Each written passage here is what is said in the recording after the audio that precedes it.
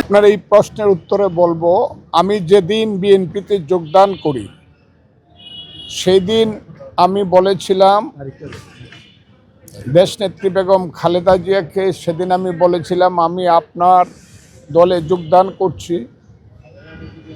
আমি জানি আপনার দলের প্রতিষ্ঠাতা একজন মুক্তিযোদ্ধা, বীরুত্তম সেক্টর কমান্ডার এবং স্বাধীনতা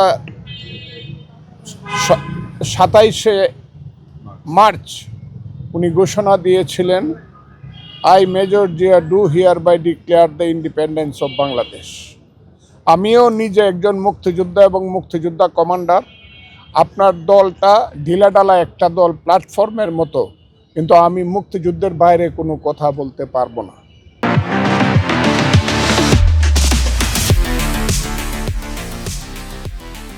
সেদিন অনেকেই এখনো জীবিত, উনি চলে গেছেন কিন্তু অনেকেই জীবিত আছেন, তারা জানে।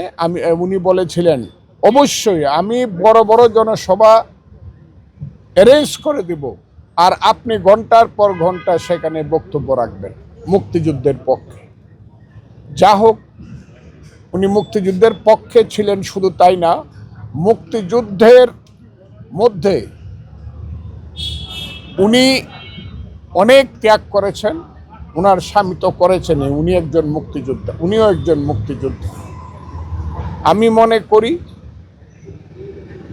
আজকে এই দেশের যে অবস্থা, 1 জানুয়ারি 2026 নতুন বছরের প্রথম দিনে আমি বিশ্বাস করি যে কারণে 30 লক্ষ মানুষ জীবন দিয়ে, 2 লক্ষ মা বোন ইজ্জত দিয়ে, লক্ষ লক্ষ মুক্তিযোদ্ধা যুদ্ধ করে হাজার বছরের পরাধীন বাঙালি জাতিকে একটা রাষ্ট্র, জাতিরাষ্ট্র উপহার দিতে পেরেছিল বা দিয়েছিল, সেই যে বাংলাদেশ, আমার স্বপ্নের মুক্তিযুদ্ধের বাংলাদেশ, যে বাংলাদেশের জন্য বাংকারে থেকে থেকে দিনের পর দিন, মাসের পর মাস, আষাঢ় শ্রাবণের বৃষ্টি ভরা রাতে যুদ্ধ করেছিলাম, সেই দেশটাকে বাঁচানোর জন্য এখন সবচেয়ে কঠিন এবং সঠিক নেতৃত্ব যিনি দিবেন তিনি আমাদের সামনে আছেন।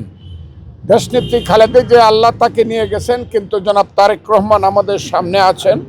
তার শরীরে আগামীতে যিনি নেতৃত্ব দিবেন, তার শরীরে শহীদ প্রেসিডেন্ট জিয়াউর রহমান বীরুত্তম এবং দেশনেত্রী খালেদা জিয়ার রক্ত আছে। সেই বিশ্বাসেই এই দেশের মানুষ তার পিছনে সমবেত হয়েছে এবং বাংলাদেশের জীবনে, পাকিস্তানের জীবনে, ভারতবর্ষের জীবনে সবচেয়ে বড় যে জানাজা আমাদের নেত্রীর নামে হয়েছে, সেটা তারই প্রমাণ।